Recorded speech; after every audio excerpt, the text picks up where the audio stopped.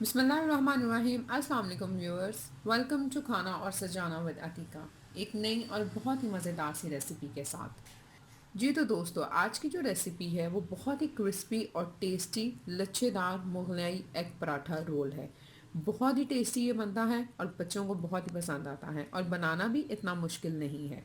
तो चले मैं आपको बता देती हूँ कि लच्छेदार मुगलई एग पराठा रोल बनाने के लिए हमें इंग्रेडिएंट्स कौन कौन से चाहिए।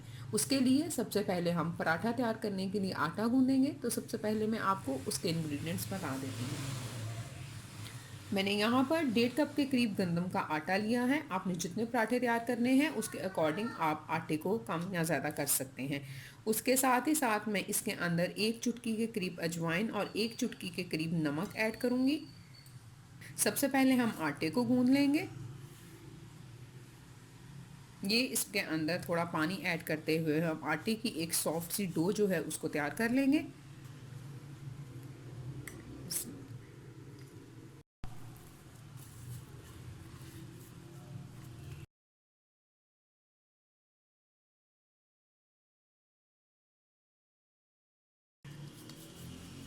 जी तो ये देखेंगे मैंने आटे को अच्छी तरह से गूंद लिया है। अब हम इसके ऊपर थोड़ा सा ऑयल या फिर घी लगाकर इसको 15 से 20 मिनट के लिए छोड़ देंगे। मैं इसके ऊपर थोड़ा सा घी लगा रही हूँ और इसको हम कवर कर कर 15 से 20 मिनट के लिए रख देंगे। इसको हम कवर कर देंगे और कवर करने के बाद 15 से 20 मिनट के लिए इसको हम साइड पर कर देंगे। तब तक हम लच्छेदार मुगलाई एग पराठा रोल की बाकी चीज़ें तैयार करते हैं। जी तो मुगलई एग पराठा रोल को मज़ीद मज़ेदार बनाने के लिए हम इसके अंदर सैलड का इस्तेमाल करेंगे। सैलड के लिए मैंने यहाँ पर कुछ कटा हुआ प्याज लिया है, इसको हम बाउल में निकाल लेंगे।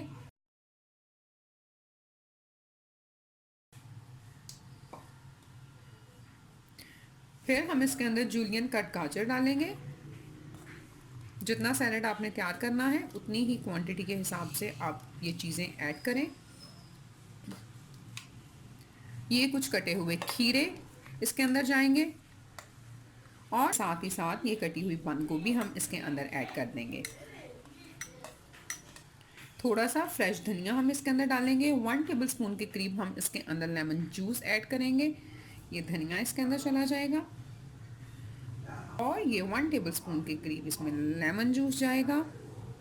1/4 टीस्पून के करीब इसके अंदर नमक ऐड करेंगे हम। 1/4 टीस्पून के करीब काली मिर्च जाएगी इसमें और 1 टीस्पून के करीब इसके अंदर केचप हम ऐड करेंगे और इसको अच्छी तरह से मिक्स करेंगे।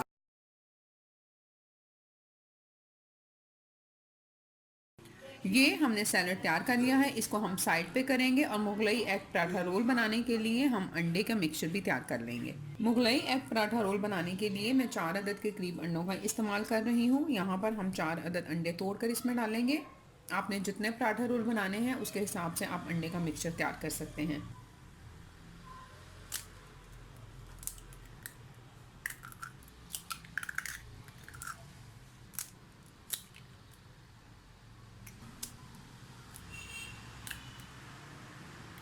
ये मैंने 4 अंडे तोड़कर डाल दिए हैं। इसके अंदर हम चॉप की हुई प्याज ऐड करेंगे। ये कुछ चॉप किए हुए टमाटर इसमें जाएंगे। ये कुछ कटी हुई सब्ज़ मिर्चें अंदर चली जाएंगी और ये कटा हुआ धनिया हम इसके अंदर ऐड करेंगे। आप नमक और मिर्च का इस्तेमाल अपने टेस्ट के मुताबिक कम या ज़्यादा भी कर सकते हैं। 1/4 टीस्पून के करीब मैं इसके अंदर चिली फ्लेक्स ऐड करूँगी और 1/4 टीस्पून के करीब हम इसके अंदर नमक ऐड करेंगे। 1 चुटकी के करीब मैं इसके अंदर अजवाइन ऐड करूँगी। इनको हम अच्छी तरह से मिक्स कर लेंगे। जी तो ये मैंने अंडों के मिक्सचर को भी अच्छी तरह से मिक्स कर लिया है। अब हम पराठे बनाने स्टार्ट करते हैं। जी तो 20 मिनट हो चुके हैं, हमने आटे को रेस्ट दिया था। अब हम इसके थोड़ा सा आटा लेकर पेड़ा तैयार कर लेंगे। को हम खुश्क आटे के अंदर इस तरह से लगाएंगे हल्का सा और बाकी का आटा डस्ट कर देंगे और इसकी अब हम एक रोटी बेल लेंगे और अब हम इसकी एक रोटी बेल लेंगे। नॉर्मल साइज़ की हम बेलेंगे।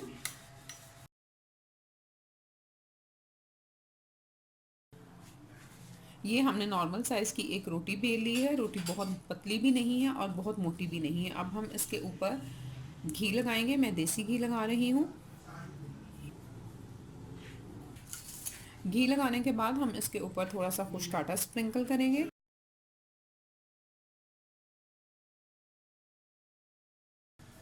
और किसी नाइफ़ की मदद से या कटर की मदद से हमने ये जो रोटी तैयार की थी इसको इस तरह से हम कट कर लेंगे।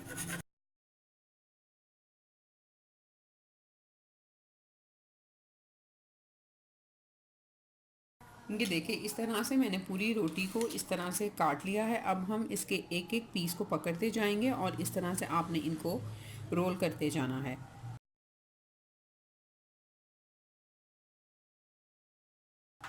रोल करते हुए सारे पीसेस को हम एक पेड़ा तैयार कर लेंगे। ये देखें,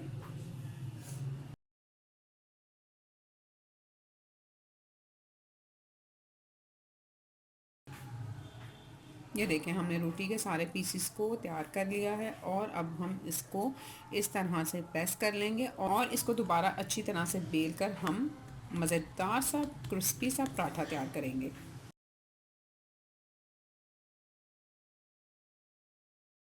और इसके अलावा मेरे चैनल को सब्सक्राइब करना और बेल बटन दबाना बिल्कुल मत भूलिएगा, ताकि आने वाली सारी नोटिफिकेशन सबसे पहले आप तक पहुंचे।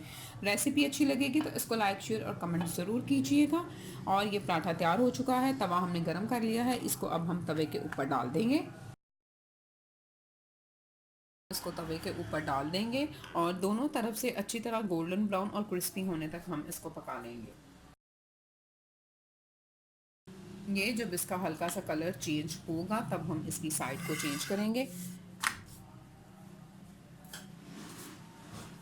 और इस तरह से इसके ऊपर हम देसी घी लगा लेंगे।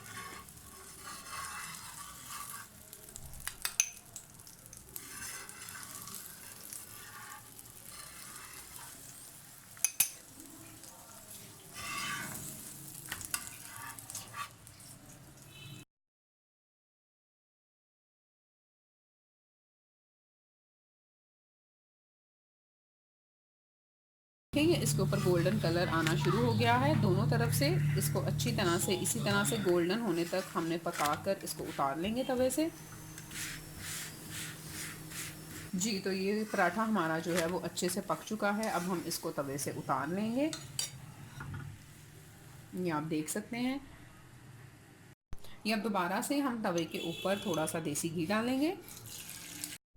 ये हम अंडे का मिक्सचर डालेंगे तवे के ऊपर।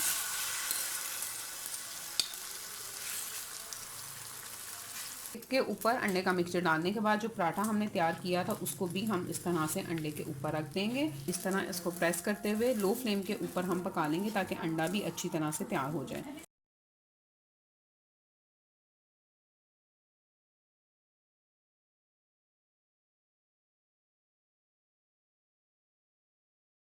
ये आप देख सकते हैं कि अंडा एक तरफ से अच्छी तरह से पक गया है।